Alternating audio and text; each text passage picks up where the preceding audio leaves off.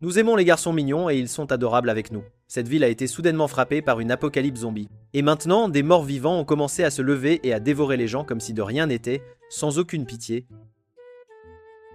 Quand ils entrent dans un lycée, ce loser solitaire sauve la fille qu'il aime des zombies, et maintenant il doit secourir 5 autres personnes autour de lui, mais il reçoit un genre de cadeau très particulier chaque nuit qui passe.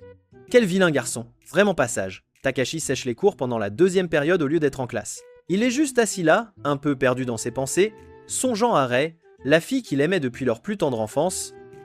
À l'époque, elle lui avait même dit « Je t'épouserai un jour », mais après qu'elle ait dû redoubler une classe, parce que les gars, vous et moi le savons bien, l'esprit d'une jolie fille est souvent inutile, ils se sont disputés, les choses sont devenues tendues, et maintenant elle s'amuse avec son meilleur ami, Hisashi. C'est pour ça qu'il est en colère. Dites-moi en commentaire, que feriez-vous si vous aviez un ami de ce genre? Juste à ce moment-là, une autre jolie fille, Saya, entre et commence à le critiquer violemment parce qu'il sèche les cours. Elle se penche essayant clairement de montrer son armure scénaristique, ce que personnellement j'apprécie beaucoup les gars. Takashi lui dit qu'elle ne devrait pas parler, car elle n'est pas en classe non plus. Après tout, Seiya répond que ça ne compte pas pour elle, car elle est en fait une beauté avec un cerveau, contrairement à lui et à Rei, et les traite d'idiot inutiles. Ça le touche, alors Takashi lui demande pourquoi elle parle toujours de cette façon. Seiya dit qu'elle ne supporte tout simplement pas les gens trop stupides qui ne réalisent même pas leurs propres bêtises, et elle continue de parler sans s'arrêter, mais Takashi cesse d'écouter, car son esprit retourne vers Rei. Ça énerve Seiya au plus haut point, alors elle s'en va. Il se souvient qu'elle lui avait dit qu'elle lui envoyait des signes depuis le début, mais il n'avait jamais rien remarqué. Exactement comme vous les gars qui recevez des signaux de votre crush pour une virée nocturne. Alors, elle abandonne l'idée avec lui. À ce moment précis, un grand bruit retentit depuis le portail de l'école. Il y a un type étrange dehors qui se cogne la tête contre la grille comme s'il n'était pas du tout normal. Quelques professeurs se précipitent pour voir ce qui se passe. Shizuka, la professeure qui a une allure de Miss Universe, essaie de parler calmement à cet homme. Il ne réagit absolument pas, alors Koichi, l'un des professeurs masculins, s'approche pour le retenir. On dirait qu'il a la situation bien en main. Et puis, l'homme le mord soudainement. Koichi s'effondre alors au sol, les autres professeurs essaient de l'aider. Et puis, de nulle part, il attrape Shizuka par le cou et la mord elle aussi. Takashi voit tout cela se dérouler dehors et se précipite directement à l'intérieur de l'école. Sa tête ne pense qu'à Rei, et à elle seule, il ne se soucie même plus d'avoir des ennuis pour avoir séché les cours. Il veut juste s'assurer qu'elle va bien. Quand il la trouve, Hisashi est déjà avec elle. Hisashi demande ce qui s'est passé et Takashi ne mâche pas ses mots. Il leur dit que quelqu'un a été tué au portail principal. Rei commence à lui répondre comme si elle ne le croyait pas, alors Takashi la gifle. Il lui dit de se taire. Et cela leur fait enfin réaliser à tous les deux que c'est bien réel et qu'ils doivent agir immédiatement. Alors qu'ils courent, Takashi leur raconte tout ce qu'il a vu dehors. Tous les trois commencent à se précipiter partout, attrapant tout ce qu'ils peuvent utiliser comme arme, n'importe quoi qui pourrait les aider à se défendre. Rei essaie toujours de faire ce qui est normal et appelle son père, puisqu'il est policier. Connexion. Juste après cela, les haut-parleurs de l'école s'allument. Un professeur commence à dire qu'il y a soudainement de la violence dans l'établissement et que les enseignants doivent mettre les élèves en sécurité. Mais avant qu'il ne puisse finir de parler, tout le monde l'entend se faire attaquer à travers le micro. Des cris stridents, des bruits effrayants, puis ça se coupe. Entendre cela fait paniquer tous les élèves. Hisashi dit à Takashi qu'il ne devrait pas descendre les escaliers, car trop d'élèves y courent et il pourrait se retrouver coincé ou se faire mordre. Il dit qu'il devrait plutôt aller sur le toit. Pendant qu'il s'y dirige et traverse le pont menant au toit, il tombe sur un professeur qui s'est déjà transformé en zombie. Il saute sur Rei et elle se fige, puis il essaie de la mordre. Hisashi lui crie de se battre, alors Rei poignarde le professeur en plein dans la poitrine. Mais même avec le couteau planté en lui, il ne s'arrête pas. Il continue d'avancer et pousse Rei au sol, la plaçant dans la position idéale pour qu'il puisse la mordre. Hisashi essaie d'aider et attrape le professeur par derrière pour l'éloigner de Rei. Mais le professeur est plus rapide que les robots IA, il tourne soudainement la tête et mord Hisashi au bras, sans prévenir. Rei le poignarde à nouveau par derrière, mais cela ne fonctionne toujours pas. C'est là que Takashi comprend que ce type n'est plus en vie, donc les attaques normales ne l'arrêtent pas. Il ne fait que bouger pour dévorer les gens. Rei pleure et essaie de tirer le professeur loin d'Hisashi, criant à Takashi de venir l'aider. Takashi se précipite en avant, rempli de panique, et coupe la tête du professeur d'un coup sec. Rei ne le remercie pas du tout, elle court simplement vers Hisashi, et Hisashi dit qu'il va bien. Mais ils peuvent déjà entendre d'autres cris provenant de l'intérieur de l'école. Ils savent donc que l'infection se propage très rapidement. Ils atteignent enfin le toit. Quand ils regardent la ville, tout est sens dessus-dessous. Des gens qui courent, des gens qui se font attaquer, de la fumée, des sirènes retentissantes. Quelques hélicoptères les survolent, mais aucun d'entre eux ne s'arrête pour secourir qui que ce soit. À l'intérieur de l'école, des élèves se font dévorer partout. Certains mettent même fin à leur jour pour ne pas se transformer en ces créatures horribles. Debout sur le toit, Takashi réalise que c'est comme une véritable apocalypse zombie. Ils ne savent pas comment tout cela a commencé et personne ne vient les aider pour le moment. La seule chose qu'ils peuvent faire, c'est survivre. Ils se précipitent vers le toit, combattant et esquivant les zombies qui surgissent devant eux, sans relâche. Dans les escaliers, Rei essaie de faire preuve de courage, mais elle est frappée et projetée contre le mur. Hisashi agit rapidement et la tire loin avant qu'elle ne puisse être mordue. Et tous les trois parviennent à entrer et à bloquer la porte. Plus tard dans la journée, alors que le soleil commence à se coucher, Hisashi commence à changer. Il tousse du sang et s'affaiblit de plus en plus. Rei ne cesse de répéter qu'il ira bien. Mais Takashi lui dit de regarder ce qui se passe partout autour d'eux. C'est ainsi que les gens se transforment. À moitié éveillé, Hisashi demande à Takashi de le tuer avant qu'il ne devienne l'une de ces choses. Il ne veut pas se transformer et les attaquer. Rei ne veut toujours pas l'accepter et continue d'espérer qu'il se rétablira. Mais il est trop tard, Hisashi meurt. Ses yeux deviennent vides. Et puis son corps se relève. Mais ce n'est plus lui, ce n'est plus la même personne. Takashi tient son arme, se préparant. Rei le supplie de ne pas le faire, mais Takashi sait qu'il doit agir, il vise et met fin à ses souffrances. Après qu'Hisashi soit finalement abattu, Rei perd complètement la tête. Elle commence à crier qu'elle aurait préféré mourir avec Hisashi plutôt que d'être coincée à vivre avec Takashi. Elle blâme Takashi, disant qu'il n'a tué Hisashi que par jalousie, et que Takashi était furieux qu'Hisashi ait pu être avec elle en premier. Qui voit la porte du paradis? Takashi ne discute pas et ne se défend pas, il écoute simplement en silence. Après avoir entendu tout cela, il se dirige vers la porte et commence à démonter la barricade, sans un mot. Rei lui demande ce qu'il fait, et Takashi lui répond qu'il fait ce qu'elle veut, il s'en va. C'est alors que Rei panique et lui dit « Je t'aime. Les gars, je pense que c'est clairement un signal d'alarme, une red flag. » Elle s'excuse pour ce qu'elle a dit et le supplie de rester, qu'il l'utilise comme il veut. En la voyant pleurer et s'accrocher à lui, Takashi s'adoucit finalement. Il la serre dans ses bras et reste avec elle, acceptant que les choses soient ainsi désormais. Ailleurs dans l'école, Saya se déplace avec Kuta, essayant d'éviter les zombies. Kuta lui demande où il devrait aller ensuite. Saya lui retourne la question et lui demande ce qu'il en pense. Kuta suggère qu'il devrait peut-être se diriger vers le bureau des professeurs. Saya dit immédiatement que c'est une idée stupide et que les professeurs ne pourront rien faire pour le moment. Sur le pont, elle lui montre même un groupe d'élèves faisant exactement ce qu'il a suggéré, et, comme elle l'avait dit, les professeurs à l'intérieur se sont déjà transformés. Saya lui dit clairement que le seul objectif pour l'instant est de rester en vie. De retour sur le toit, Rei est toujours sous le choc d'avoir perdu Hisashi. Son corps gît juste là, et personne ne parle pendant un long moment. Alors Rei dit qu'elle va essayer d'appeler son père à nouveau. Takashi lui donne son téléphone, son père répond, car il connaît le numéro de Takashi. Mais il ne réalise pas que c'est Rei qui parle. Il commence juste à dire que toute la ville est un désastre et dit à Takashi de protéger Rei et de l'emmener en lieu sûr. Mais avant qu'il ne puisse finir, l'appel est coupé. Rei fond en larmes, parce que même à ce moment-là, son père n'a pas remarqué que c'était elle au téléphone. Pendant ce temps, Kuta demande à Saya si elle a son téléphone sur elle, et un peu embarrassé, dit qu'il voulait essayer d'appeler la police. Saya pousse un soupir fatigué et lui dit « Ça ne sert à rien d'appeler maintenant, tout le monde en ville est probablement en train d'appeler, donc la ligne sera saturée. » Elle explique que si quelqu'un est secouru, ce seront d'abord les personnes importantes, et puisque le gouvernement est déjà surchargé, personne ne viendra chercher des élèves ordinaires comme eux. Après avoir dit cela, elle dit à Kuta de continuer à courir. Et dans sa tête, elle pense qu'elle aimerait vraiment être avec Takashi au lieu de ce gros lourd. À l'infirmerie, 2 élèves sont déjà là, et l'un d'eux s'est transformé en zombie. L'infirmière de l'école, Shizuka, qui est bénie des dieux, mais seulement pour son corps et non son esprit, agit toujours lentement et de manière étourdie, ne réalisant pas à quel point la situation est dangereuse. Elle prend calmement des médicaments, son corps rebondit comme une machine alors qu'elle marche, comme si elle n'était pas du tout pressée. L'un des élèves lui dit de bouger plus vite, mais elle continue de faire les choses à son rythme paresseux habituel. Les gars, je sais que c'est une tâche difficile de gérer son corps. Soudain, le zombie fait irruption et attaque l'élève juste devant elle, et Shizuka reste là, complètement choquée, sans bouger. Juste avant qu'elle ne se fasse mordre elle aussi, Seiko, une autre combattante du club de Kendo, apparaît et abat le zombie d'un seul coup, la sauvant. Mais le garçon a déjà été mordu. Seiko lui demande son nom, puis lui dit doucement qu'il sait ce qui se passe après une morsure. Elle lui demande s'il veut qu'elle en finisse maintenant. Avant qu'il ne se transforme, le garçon lui offre un faux sourire et hoche la tête. Shizuka essaie de l'arrêter. Mais Seiko dit que c'est le devoir d'une femme de protéger la fierté d'un homme, et elle lui donne la fin rapide qu'il a demandé. Ailleurs dans l'école, Saya fouille parmi des outils et des débris au hasard, essayant d'assembler quelque chose. Elle regarde Kuta et se dit « Ce gars est un génie militaire ». Alors elle lui dit de fabriquer une arme sans plus attendre. C'est tout. Le mode génie de Kuta s'active et il commence à construire immédiatement. Pendant qu'il travaille, les morts commencent à frapper à la porte, et Saya se met à crier fort, exactement comme ma petite amie la nuit dernière. Mais Kuta termine juste à temps et assemble rapidement un lanceur. La porte s'entrouvre, un zombie passe, et Kuta tire avec le pistolet à clous, dégageant ainsi le passage. Après cela, Kuta demande à Saya pourquoi elle l'a même traîné avec elle. Saya répond simplement qu'elle n'avait pas de grande raison, il était utile, alors elle l'a gardé. Puisque personne ne viendra les sauver, tous les deux décident qu'ils se frayeront un chemin seuls, coûte que coûte. Sur le toit, Rei élabore un plan. Elle dit qu'ils peuvent utiliser la lance à incendie pour repousser les zombies. Takashi lui dit que c'est intelligent. Rei dit qu'elle l'a appris d'Hisashi, puis elle se tait, car elle se souvient qu'il est mort, hélas. Takashi n'en parle pas.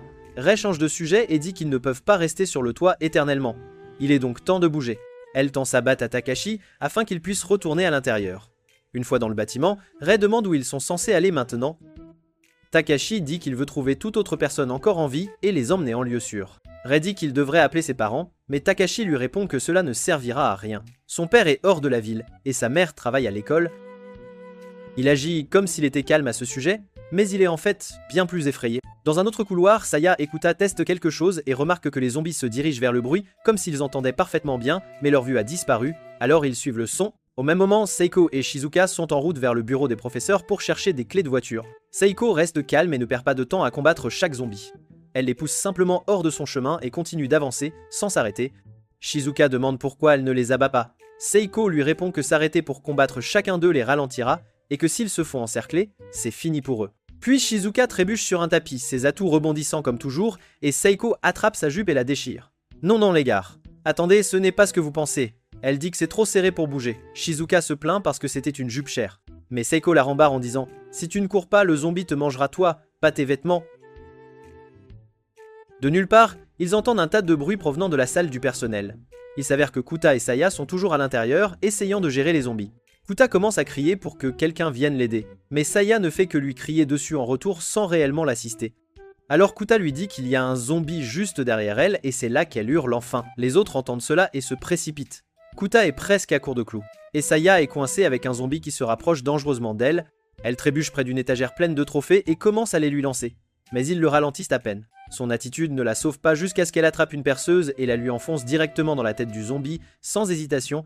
À ce moment précis, Takashi, Rei, Seiko et Shizuka arrivent. Ils voient ce qui se passe et interviennent immédiatement, travaillant ensemble pour achever le reste des zombies dans la pièce. Une fois cela fait, Saya reste juste là, fixant le zombie qu'elle a percé, choquée par ce qu'elle vient d'accomplir. Rei et Shizuka s'approchent d'elle pour la calmer. Seiko se présente et les autres disent aussi leur nom. Saya, faisant toujours semblant d'être dure, se prenant pour une femme Sigma, dit que parler de nom n'est pas important pour l'instant, et qu'elle est censée être la plus intelligente du groupe. Donc elle ne devrait pas paniquer. Seiko remarque qu'elle a peur, pas qu'elle est en colère, et lui dit doucement qu'elle n'a pas besoin de faire semblant d'être forte. Seiya se voit couverte de sang avec ses lunettes, et son attitude autoritaire se brise enfin, elle se met à pleurer. Il se dirige vers la salle du personnel pour se reposer et élaborer un plan. Kuta essaie de prendre des nouvelles de Saya, mais quand il la voit avec ses lunettes, il devient tout timide, et elle lui crie dessus parce qu'il est bizarre. Comme d'habitude, ils commencent à discuter de ce qu'il faut faire ensuite, et décident que leur meilleure chance est de partir ensemble et de prendre le bus scolaire afin de pouvoir aller retrouver leur famille. Pendant qu'ils sont là, Rei regarde la télévision et voit les nouvelles avec effroi. L'épidémie ne se limite pas à leur école, elle se propage partout. Takashi est frustré et dit qu'il ne comprend pas pourquoi le gouvernement ne dit toujours pas aux gens ce qui se passe réellement. Saya dit qu'il garde probablement le silence pour éviter que les gens ne paniquent complètement. Parce que la peur ne fait qu'aggraver les choses. Tout le monde redevient sérieux. Rei veut toujours croire que les choses vont revenir à la normale. Mais Saya lui dit que c'est comme une énorme infection, et qu'il n'y a pas de retour en arrière possible pour le moment. Shizuka dit que, peut-être, le temps chaud fera pourrir ces choses plus vite. Seiko demande combien de temps un corps mort met normalement à se décomposer. Shizuka réfléchit et dit environ 20 jours en été, plus longtemps quand il fait froid. Saya l'interrompt et dit oui. Mais comment savoir s'ils pourrissent? Ils sont morts et continuent de marcher. Personne n'a de vraie réponse. La seule chose qu'ils savent, c'est qu'ils doivent rester ensemble et sortir de l'école, coûte que coûte. Seiko dit qu'ils ne devraient pas penser qu'à eux-mêmes et qu'ils devraient aider toutes les autres personnes encore en vie. Seiko souligne que le moyen le plus rapide de sortir est par le portail du parking. Alors tout le monde commence à se diriger par là. Seiko leur dit aussi de ne pas se battre à moins que ce ne soit absolument nécessaire, afin de ne pas gaspiller d'énergie ou de temps. Saya leur rappelle que les zombies se dirigent vers le son, pas la vue. Juste à ce moment-là, ils entendent une fille crier depuis les escaliers, un autre groupe de survivants. L'équipe de Takashi réagit instantanément. Kuta reste en arrière et assure la couverture, tandis que Seiko, Takashi et Rei se précipitent pour aider. Après les avoir sauvés, ils se dirigent tous vers le hall principal, mais il est rempli de zombies. Hélas, Saya dit que se cacher ne fonctionnera pas éternellement, car les zombies ne bougent que lorsqu'ils entendent quelque chose, et ils ne peuvent pas rester coincés dans l'école. Alors quelqu'un doit le prouver. Takashi dit qu'il va le faire, sans hésiter. Rei essaie de l'arrêter, mais Seiko la retient, disant qu'il ne devrait pas briser son courage. Takashi descend les escaliers seul et traverse les zombies. L'un d'eux s'approche de lui, mais il continue simplement son chemin, ce qui le choque profondément. Pour en être sûr, il jette quelque chose qui fait un grand bruit, et tous les zombies se tournent vers le son. Cela prouve que Saya avait raison, ils ne réagissent qu'au bruit. Alors le groupe commence à se faufiler à travers la foule pour atteindre le bus, discrètement, mais l'un des survivants inutiles heurte quelque chose. Ça s'écrase, et le bruit attire tous les zombies vers eux. Tout s'effondre et tout le monde commence à courir. Saya se met en colère contre Takashi pour avoir aidé le gars qui a fait le grand bruit. Rei lui dit d'oublier ça et de juste courir, car rester là à discuter est stupide. Pendant qu'il s'échappe, un survivant se fait mordre et sa petite amie refuse de l'abandonner.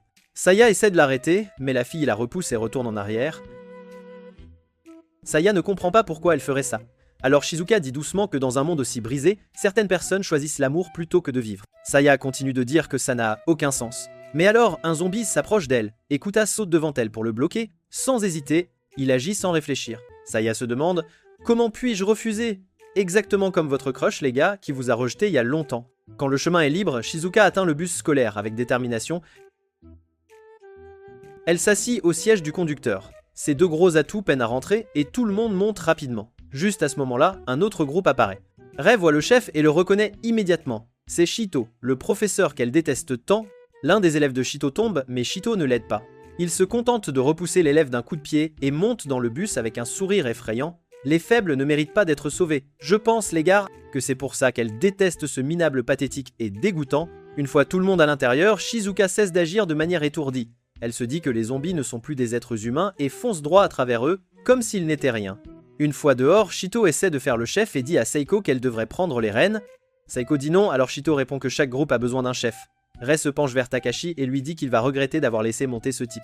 Il roule sur l'autoroute et voit la ville totalement en ruine. Des incendies, des bâtiments détruits, des rues désertes.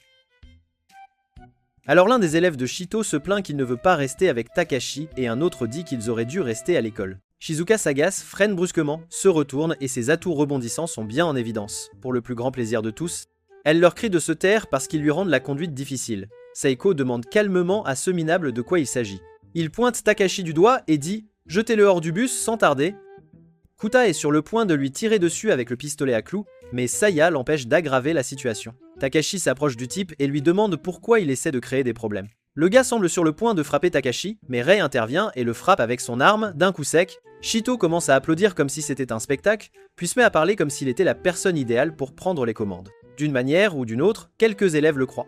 Rei en a assez et dit qu'elle préférerait affronter des zombies plutôt que de rester dans le même bus que ce type louche. Elle descend du bus. Takashi la suit pour essayer de la convaincre de revenir. Avant qu'il ne puisse s'arranger, un autre bus devant le tunnel s'écrase. Il est rempli de zombies, explose et bloque complètement la route sans laisser de passage. Cela sépare Takashi et Rei du reste du groupe. Seiko descend pour vérifier s'ils vont bien. Takashi crie aux autres qu'ils se retrouveront au poste de police à 10 à 9 heures. Alors ils se séparent à nouveau, chacun de leur côté. Takashi et Rei traversent le tunnel tandis que l'épave brûle derrière eux. Ils s'arrêtent un instant mais un motard zombie de MotoGP se faufile derrière Takashi.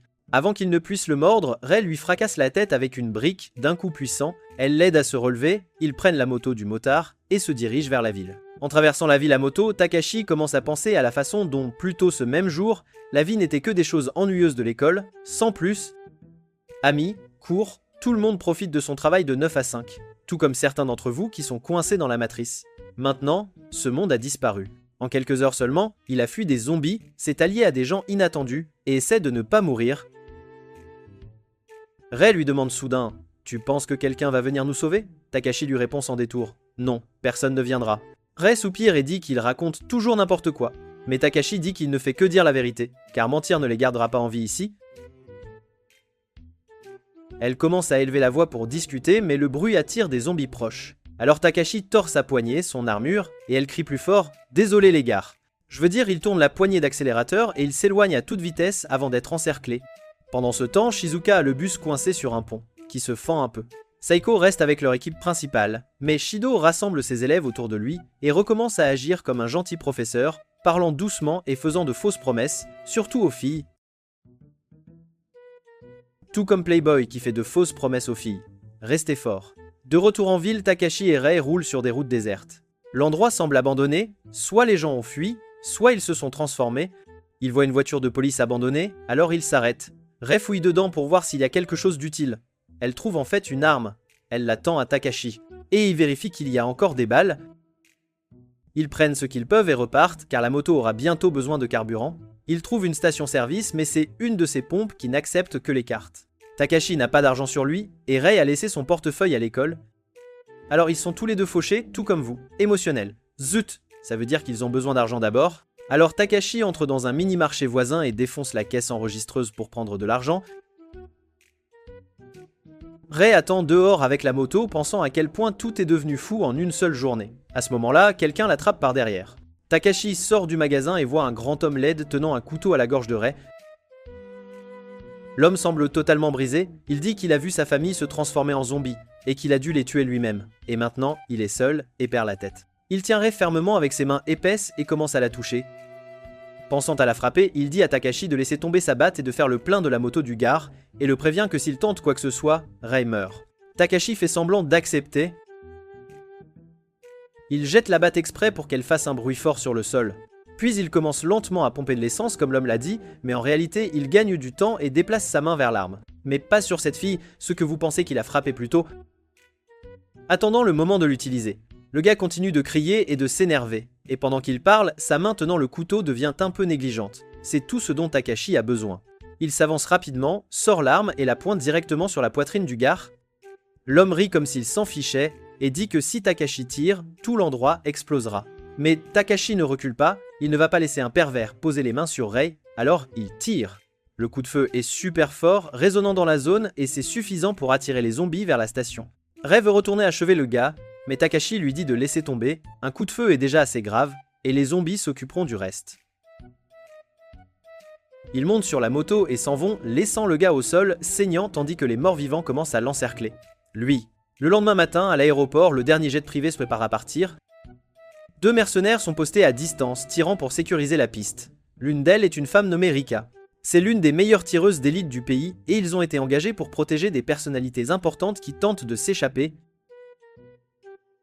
Le gars avec qui elle travaille essaie de flirter et lui propose de l'aider à se détendre, mais elle l'ignore, elle est plus concentrée sur la fin du travail et sur le fait de retrouver son amie Shizuka. Le bus est toujours coincé sur le pont, ne bougeant pas encore.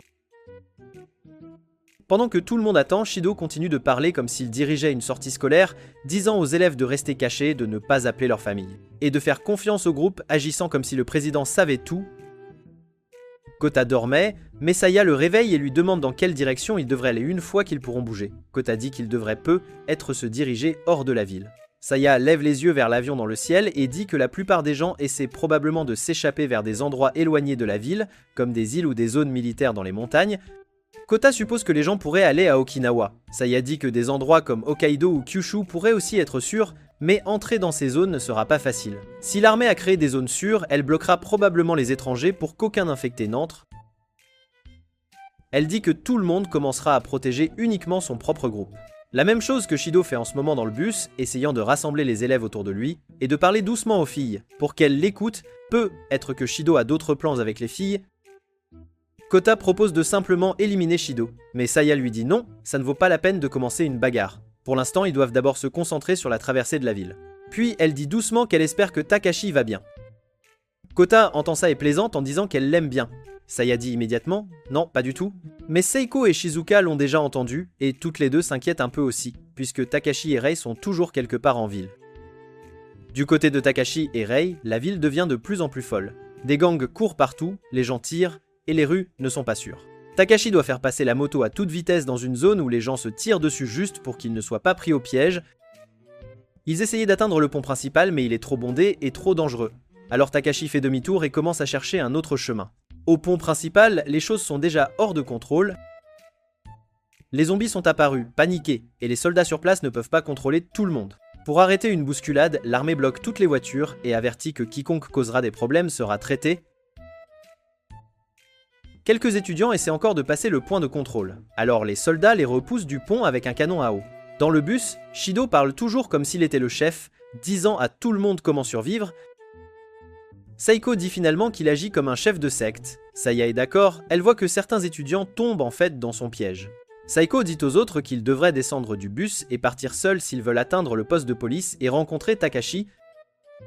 Seiko hésite, puis demande à Saya pourquoi elle s'inquiète plus pour Takashi que pour sa propre famille. Saya explique « Je veux sa batte de baseball de 20 pouces. » Désolé, les gars, elle veut dire que son père est la seule famille qu'elle a. Et il est à l'étranger, donc, en ce moment, les gens avec qui elle est sont ceux qui comptent, et elle a promis à Takashi qu'elle le rencontrerait.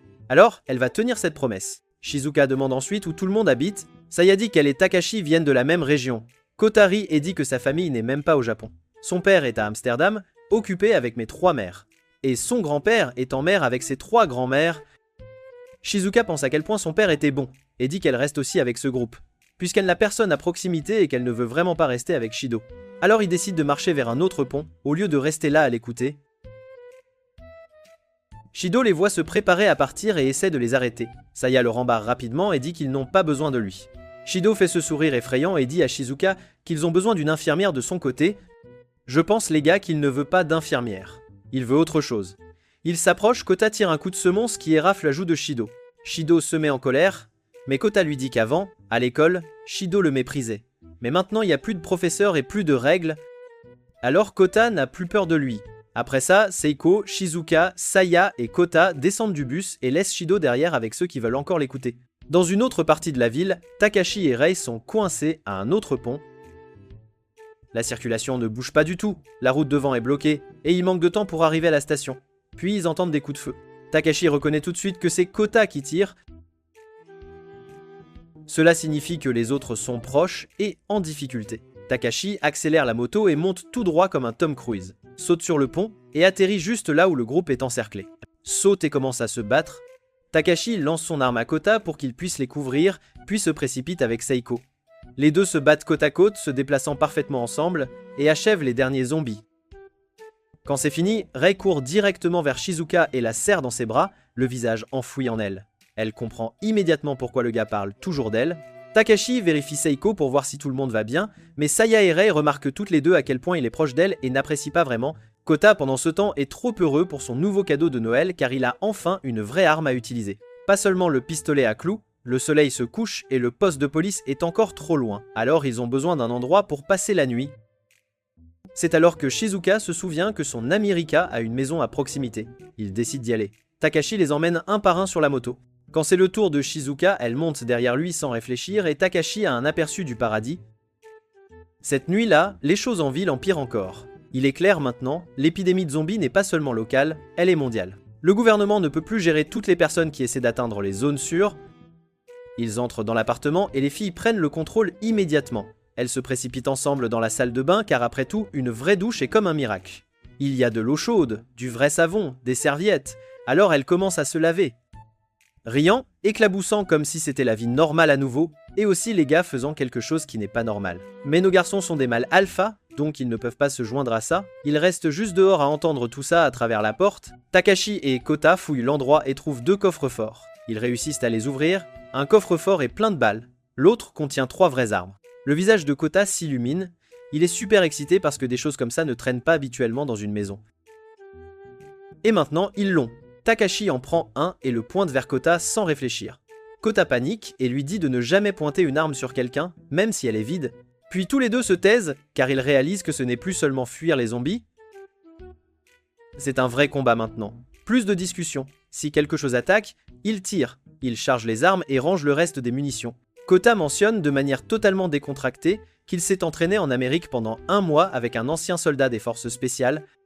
Takashi le regarde, à la fois impressionné et un peu déconcerté, et dit qu'il est vraiment content que Kota soit de leur côté. Takashi commence aussi à se demander quel genre d'ami Shizuka a si elle garde ce genre d'équipement à la maison. Kota explique qu'acheter des pièces d'armes à feu par soi-même n'est pas illégal, cela ne devient un problème que lorsque vous assemblez le tout. Il dit aussi que Shizuka a mentionné une fois que son ami travaille dans une unité d'assaut spéciale et que les gens comme ça restent généralement dans des dortoirs. Donc si elle a son propre appartement rempli d'équipements, elle est probablement très riche. Les filles crient toujours fort dans la salle de bain. Mais ce n'est pas ce que vous pensez les gars. Kota devient nerveux que les zombies puissent les entendre. Takashi lui dit de se détendre, le pont est bien plus bruyant que cet appartement. Donc si quelque chose est attiré, ce ne sera pas ici. Au pont, les choses vont toujours mal. Les gens continuent d'essayer de forcer leur chemin dans la zone sûre, criant à la police et exigeant d'être laissés entrer. Certains d'entre eux crient que le gouvernement cache ce qui a réellement causé l'infection, mais la police a des ordres stricts, pas d'abri, quoi qu'il arrive. Quand la foule franchit les barrières, un policier demande la permission et la réponse qu'il obtient est en gros « Arrêtez-les, coûte que coûte ». De retour à l'appartement, Takashi et Saya regardent tout cela à travers des jumelles. Quand Kota regarde, il voit une équipe de journalistes là et dit à Takashi d'allumer la télévision. Les nouvelles montrent le même chaos, des protestations, des gens disant que les abris sont seulement pour des personnes spéciales, et d'autres distribuant des papiers disant que le virus pourrait être une arme fabriquée par l'homme, mais personne ne sait réellement où cela a commencé. Takashi n'y croit pas et dit que ça ressemble à ces fausses armes de Resident Evil. Sur le pont, les zombies atteignent finalement les gens, alors la police commence à tirer. Une femme court en avant avec sa petite fille, les suppliant de ne pas tirer, mais l'enfant s'est déjà transformé et la mort. En raison de leurs ordres, les officiers doivent tirer. Puis un homme commence à leur crier dessus, les traitant de tueurs. Le chef de la police lui dit 2 fois de se calmer et de reculer. Il refuse, alors le chef sort son pistolet et lui tire dessus aussi, car leur ordre était d'arrêter le chaos d'abord. Après cela, la diffusion télévisée est soudainement coupée. Takashi éteint la télévision et dit qu'il devrait quitter la zone. Saya lui dit qu'il est trop dangereux de sortir la nuit en ce moment. À ce moment-là, un zombie attaque Takashi, mais ce n'est autre que Shizuka qui rampe, super ivre et gloussante, et elle l'embrasse sur la joue. Les gars, je parie, il ne pense qu'à une seule chose. Il essaie de la repousser, mais ses mains finissent dans son armure, ce qui la fait pousser un son joyeux avant qu'il ne parvienne à la déplacer. Toujours pompette, elle se tourne vers Kota et l'embrasse aussi sur la joue, et ce gros est maintenant hors du monde. Takashi la prend dans ses bras et la porte dans sa chambre, pensant que si le monde ne se terminait pas, je ferais d'elle ma tutrice personnelle.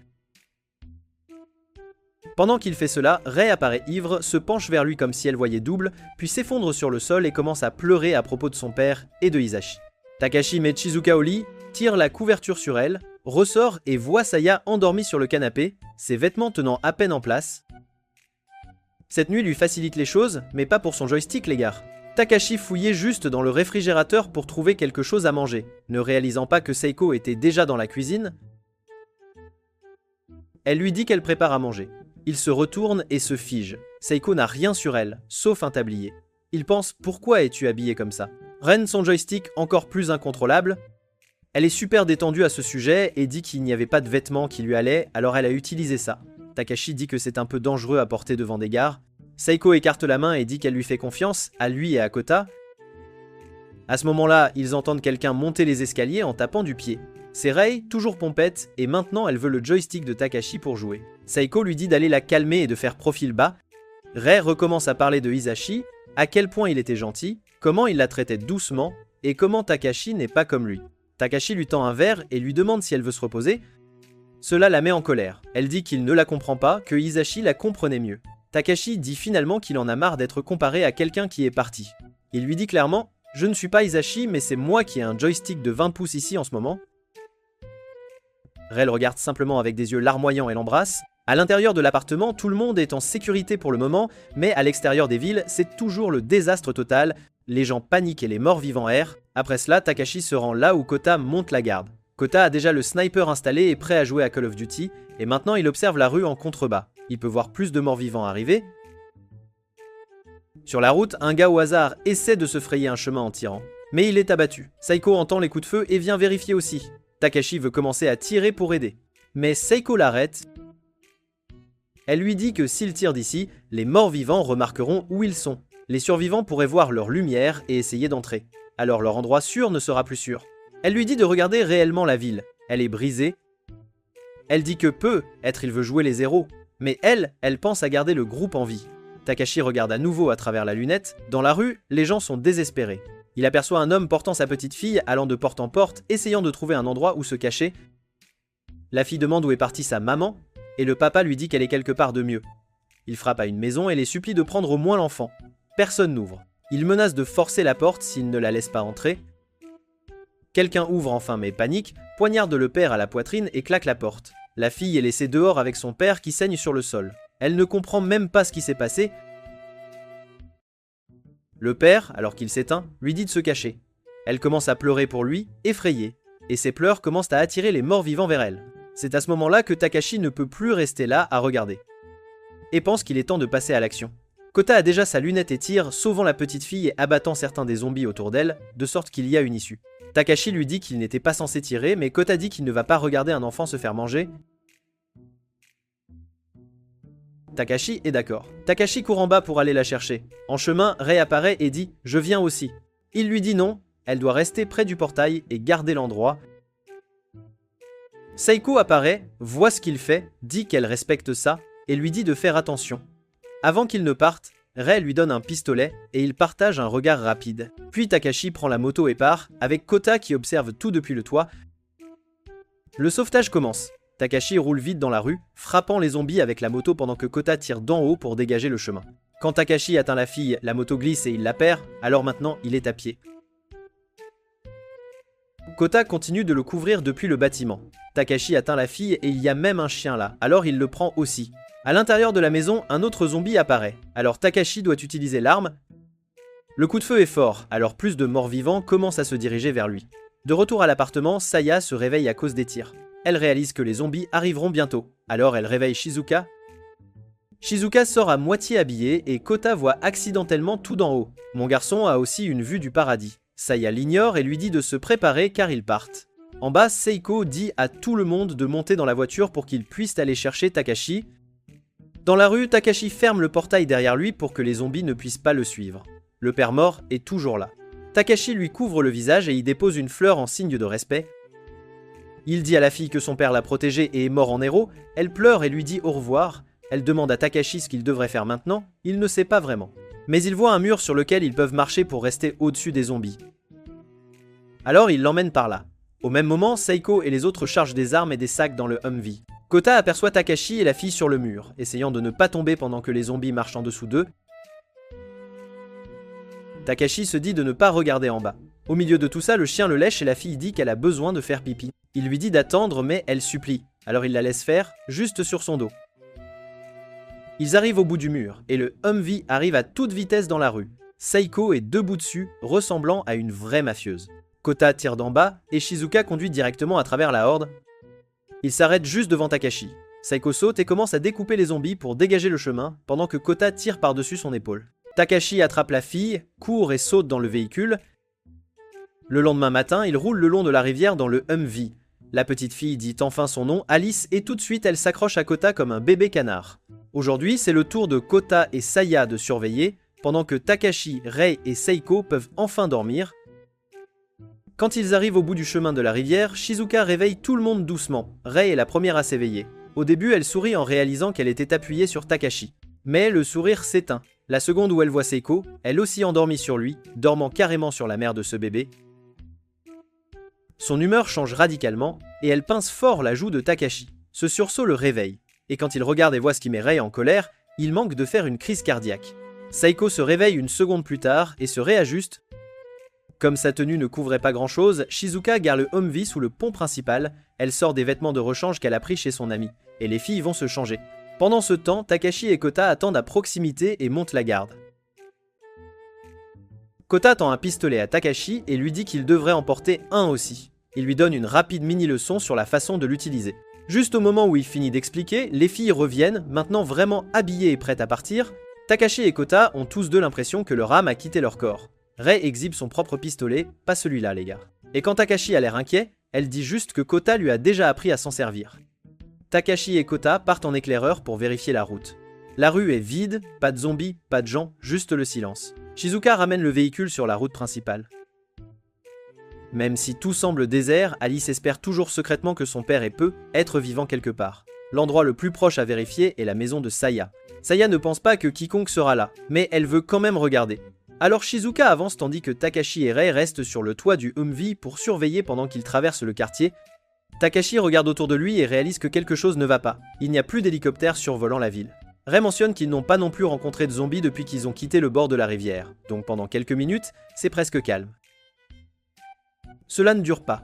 Kota, qui surveille devant, aperçoit soudain un énorme groupe de marcheurs droits devant eux. Takashi dit à Shizuka de tourner avant qu'il ne soit piégé. Elle suit ses instructions et prend une autre rue, mais la route suivante est également bloquée. À chaque virage qu'ils prennent, il y a plus de zombies. Shizuka commence à stresser et continue de zigzaguer à travers les routes secondaires jusqu'à ce qu'il se retrouve sous un autre pont. Juste à ce moment-là, Rei remarque un fil métallique tendu en travers de la route. Shizuka ne peut pas freiner assez vite. Le Humvee s'arrête brusquement et Rei, qui était sur le toit, est projeté et s'écrase au sol. Takashi saute immédiatement pour l'aider. Il sort son arme pour la couvrir. Mais c'est la première fois qu'il l'utilise vraiment. Alors ses premiers tirs ratent leur cible. Kota crie des conseils rapides. Vise, respire, presse, et après ça, Takashi commence à toucher. Kota et Seiko se précipitent en même temps pour dégager un passage. Takashi commence à s'habituer à tirer, puis son chargeur se vide. Il cherche d'autres balles, mais elle lui glisse des mains et tombe. Maintenant, il n'a plus rien de chargé et les morts-vivants s'approchent. Il attrape Rei et la protège, pensant que c'est peu, être la fin, puis se souvient que Rei avait aussi une arme. Alors il pose l'arme sur elle et tire de là, utilisant son corps comme support de tir pour des coups plus précis. Saiko tranche les zombies devant. Et avec tout le monde qui bouge en même temps, je ne peux pas expliquer les gars. À quel point est-ce difficile de monter avec une seule main? La petite Alice, même si elle a peur, commence à passer des munitions à Kota avec des mains tremblantes. La voyant faire tant d'efforts, Kota décide qu'il ne laissera rien passer et continue de tirer pour ouvrir l'espace. Saya essaie même d'aider et tire aussi, essayant d'avoir l'air courageuse.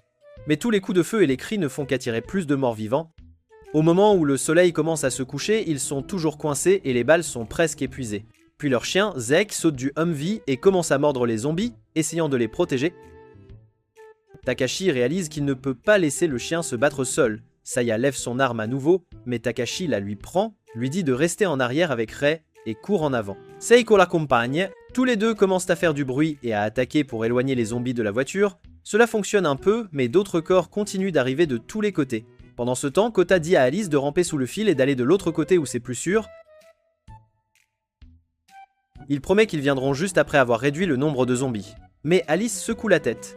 Elle se souvient comment son père avait dit « c'est bon » et n'était jamais revenu. Elle a peur qu'il la laisse aussi.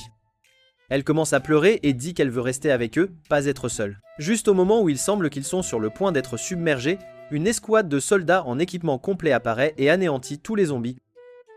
Les éliminant rapidement, le groupe est enfin en sécurité. Shizuka court vers la responsable pour les remercier, et quand la chef enlève son casque, il s'avère que c'est la mère de Saya. Avec la mère de Saya et son équipe, tout le monde est mis en sécurité, sauf Seiko et Takashi qui sont laissés derrière pour le moment. Saya leur dit qu'elle les attendra chez elle, alors tous les deux doivent maintenant trouver leur propre chemin pour retourner chez elle. Le soleil est déjà en train de tomber, et chaque route qu'ils essaient a plus de zombies. Takashi se souvient qu'ils ont passé un concessionnaire automobile plus tôt, et dit qu'ils devraient essayer là-bas. À l'intérieur, il regarde une moto et Seiko plaisante en disant que rouler ensemble comme ça les ferait ressembler à un couple. Takashi comprend ce qu'elle veut dire et en rit. Il continue de chercher et repère un véhicule amphibie, quelque chose qui peut aller sur terre et sur l'eau. Parfait. Takashi monte et conduit vers la rivière. Alors qu'ils descendent, des zombies commencent à dévaler après eux. Takashi pense qu'ils sont tirés d'affaire une fois qu'ils sont plus bas. Mais Seiko fait remarquer que les zombies arrivent toujours, alors il conduit directement dans la rivière. La voiture éclabousse, l'eau gicle partout, et Seiko est trempée. Takashi la voit mouillée et mon gars a saignement de nez sur saignement de nez. Comme les zombies sont toujours autour de la rive et qu'il fait nuit, il se dirige vers une petite parcelle au milieu de la rivière et dit qu'il devrait y rester pour la nuit. Seiko éternue, ses vêtements sont mouillés et il fait froid. Takashi, essayant de ne pas la fixer, lui donne sa chemise pour qu'elle ait quelque chose de sec. L'avoir porté ses vêtements lui donne toutes sortes de sensations étranges. Il lui demande au hasard si elle aime quelqu'un. Seiko dit oui, en fait, mais ne dit pas qui. Puis elle change de sujet et dit qu'il devrait bouger. Il est d'accord. Ils repartent et atteignent un parc. Takashi conduit le véhicule dans la grande fontaine, l'attache au centre et laisse le moteur tourner, de sorte qu'il tourne en rond. Le bruit fort du moteur agit comme un appât attirant les zombies vers la fontaine et loin des rues qu'ils doivent traverser. Seiko comprend tout de suite ce que Takashi fait. Elle saute du véhicule et charge droit sur les zombies, se déplaçant comme une vraie ninja, rapide, nette et appréciant presque chaque... Mais quand elle se retrouve face à face avec un petit enfant zombie, elle s'arrête soudainement. Takashi voit qu'elle est figée, court, repère l'enfant, lui tire dessus sans réfléchir et ramène Seiko avec lui.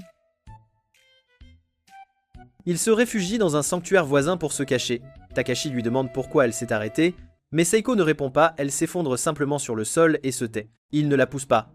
Il lui dit qu'ils resteront là jusqu'au matin. Il allume une bougie, regarde autour de lui et trouve un vrai katana sur la table. Il lui prépare des vêtements secs et attend derrière un rideau pendant qu'elle se change. Craignant les techniques ninja,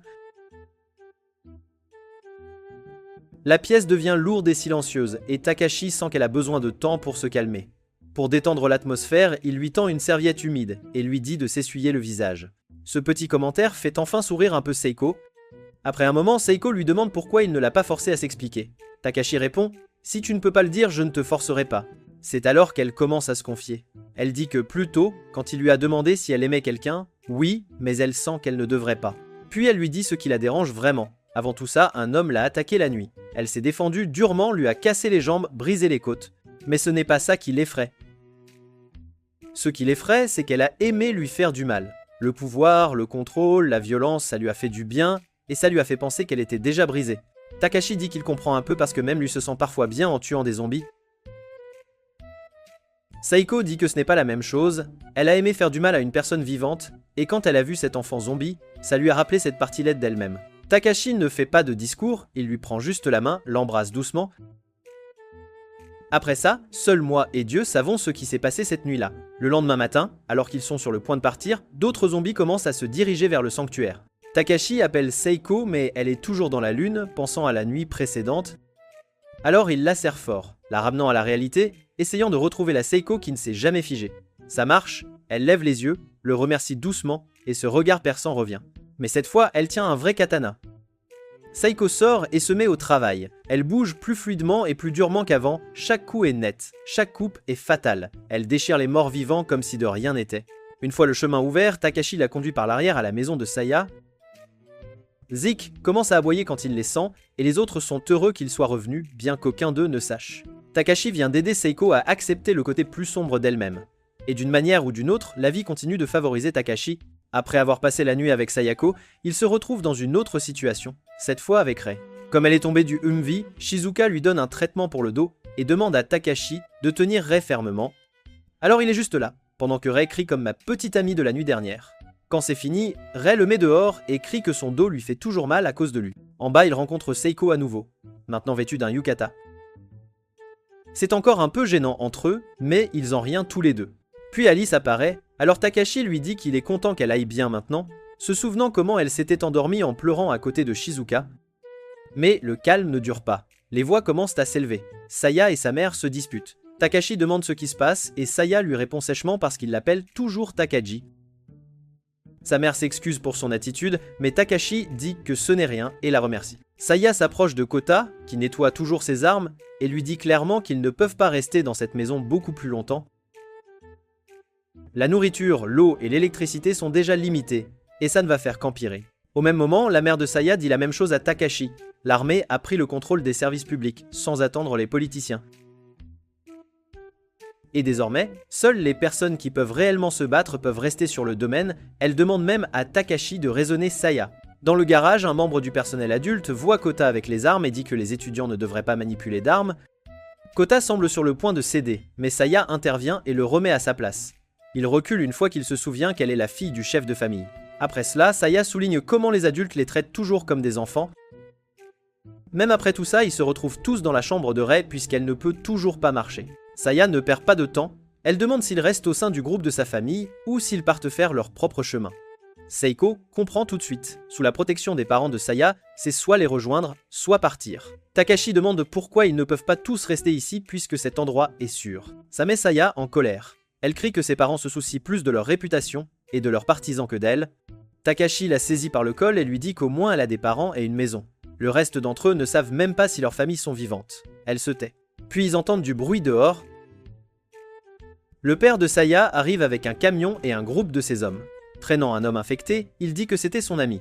Pour stupéfier tout le monde, le père de Saya décapite le zombie juste devant la foule. Il leur dit « Voilà ce qu'est le monde maintenant, si quelqu'un se transforme. Même si c'était un ami, il faut l'abattre. » Après ça, personne ne discute.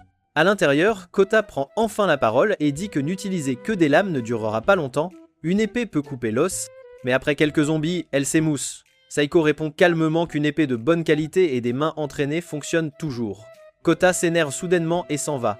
Takashi le suit mais le perd de vue dans le couloir. Alice voit Takashi inquiet et propose de le trouver. Takashi la laisse partir.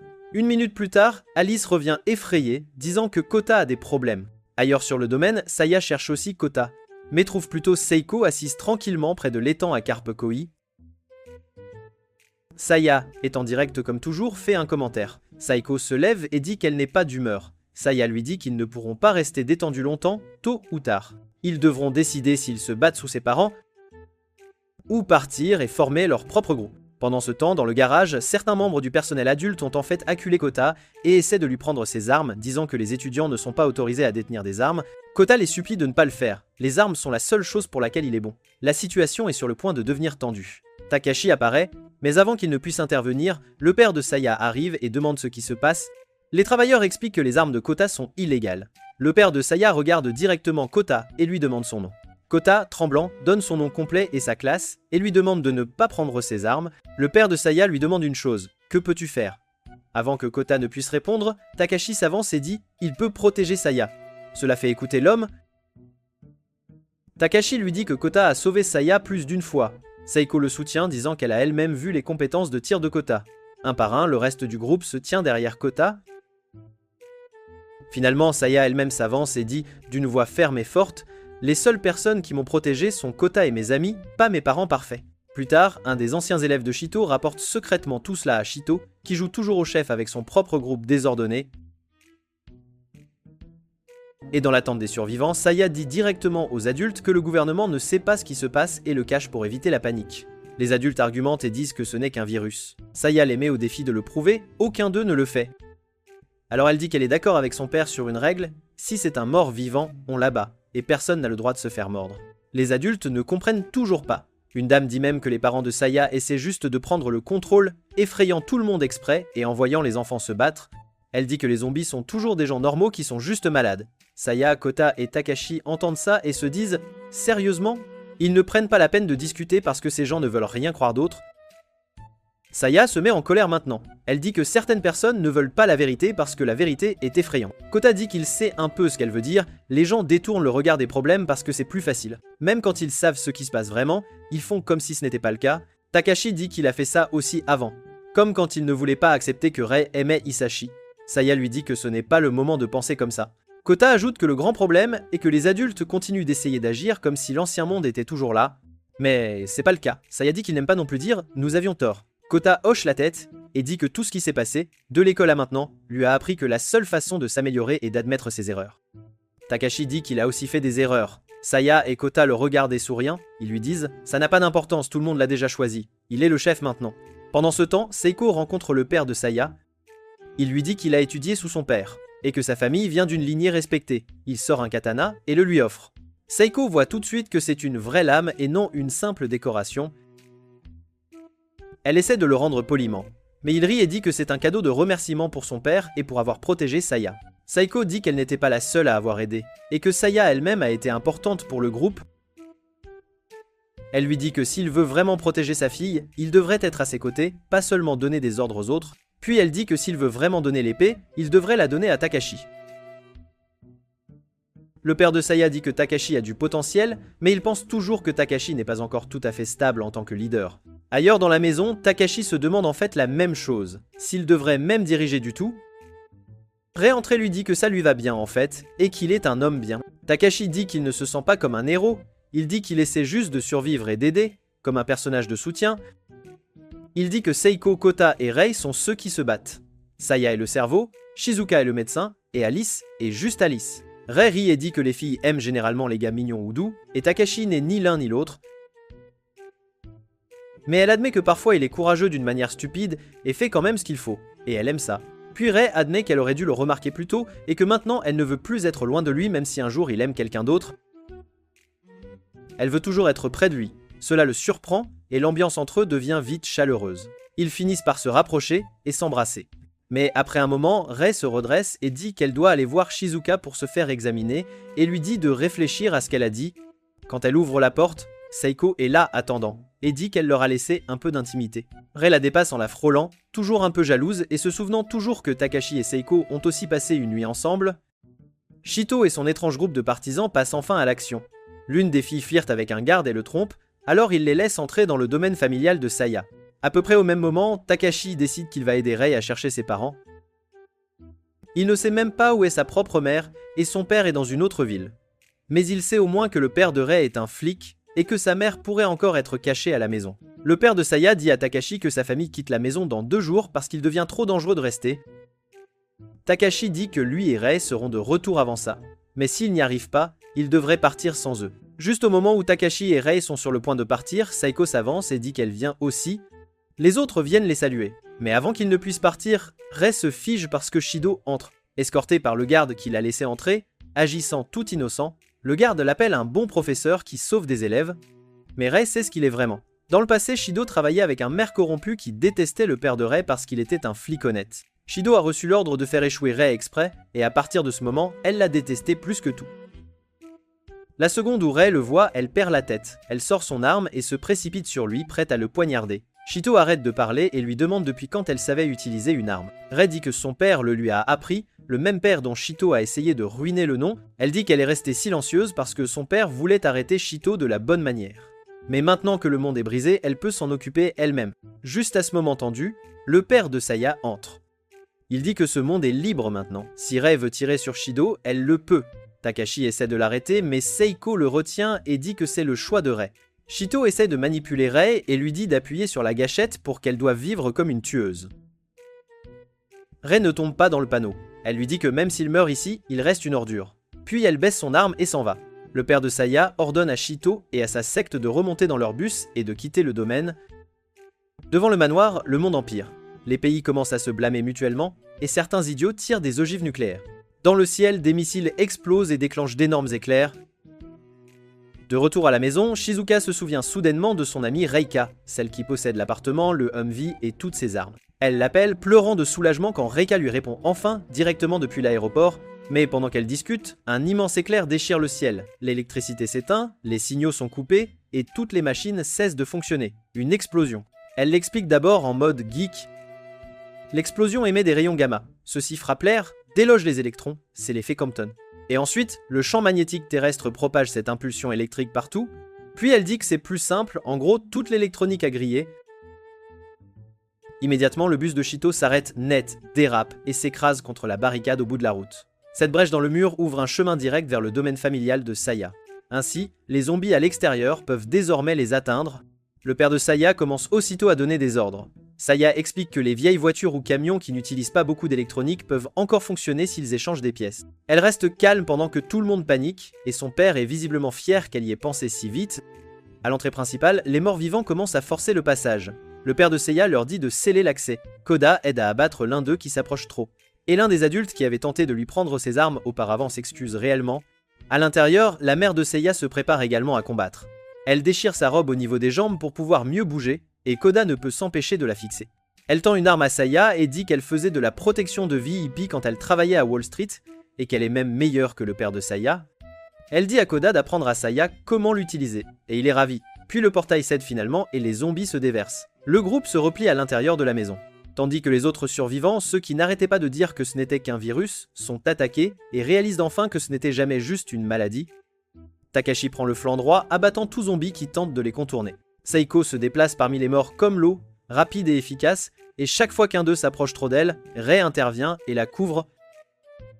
En hauteur, Koda continue de tirer avec précision comme à son habitude, et la petite Alice lui apporte des munitions, même si les boîtes sont presque plus grandes qu'elle. Mais peu importe l'intensité de leur combat, de plus en plus de zombies continuent de s'infiltrer.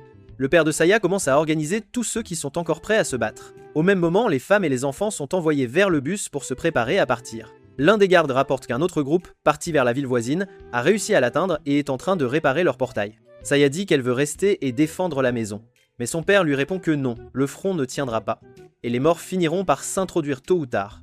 Il dit à Takashi de rester fort, et demande à Koda de protéger Saya quand elle partira avec les autres. Saya proteste. Alors sa mère la gifle et lui dit de se réveiller, que c'est ainsi qu'ils peuvent encore la protéger, parce qu'ils sont ses parents. La mère de Saya s'agenouille devant Alice et la serre dans ses bras, lui disant d'être sage, d'écouter et de rester en sécurité. Seiya jette un dernier regard à ses parents, puis se dirige vers le garage où il travaille sur le Humvee. Devant, son père donne son ultime ordre et se lance de nouveau dans la bataille. Dans le garage, le mécanicien explique que le Humvee a été conçu pour survivre à une impulsion électromagnétique. Donc son ancien propriétaire était sérieusement préparé, mais quelques pièces devaient encore être réparées. Il devait donc tenir bon. Les parents de Saya continuent de se battre ensemble, se couvrant mutuellement, même s'ils savent qu'ils ne s'en sortiront pas vivants. Après un certain temps, le Humvee est enfin réparé. Le mécanicien donne le signal. Le moteur démarre et Shizuka reçoit l'ordre de conduire, tout le monde saute à l'intérieur pour s'échapper. Saya demande au mécanicien de venir avec eux, mais il refuse, disant qu'il a déjà sauvé la personne qu'il voulait sauver et que c'est suffisant pour lui. Il n'y a pas de temps pour discuter. Shizuka appuie sur la pédale et le Humvee fonce en avant, traversant la foule de zombies et laissant les parents de Seiya derrière, confiant que leur fille est désormais en sécurité. Alors que le soleil se lève, Rei regarde par la fenêtre, pensant aux personnes qu'ils n'ont pas pu emmener. Saya, retenant ses émotions, dit à tout le monde de ne pas en parler. Koda ne supporte pas ça et lui dit qu'elle doit rester forte. Elle sait qu'il a raison, c'est pas le moment de pleurer. Saya remarque au bruit que le Humvee n'est toujours pas en parfait état, mais Takashi dit à Shizuka de continuer. Il dit qu'il doit encore retrouver sa mère et les parents de Rei, et après cela ils chercheront Raika aussi.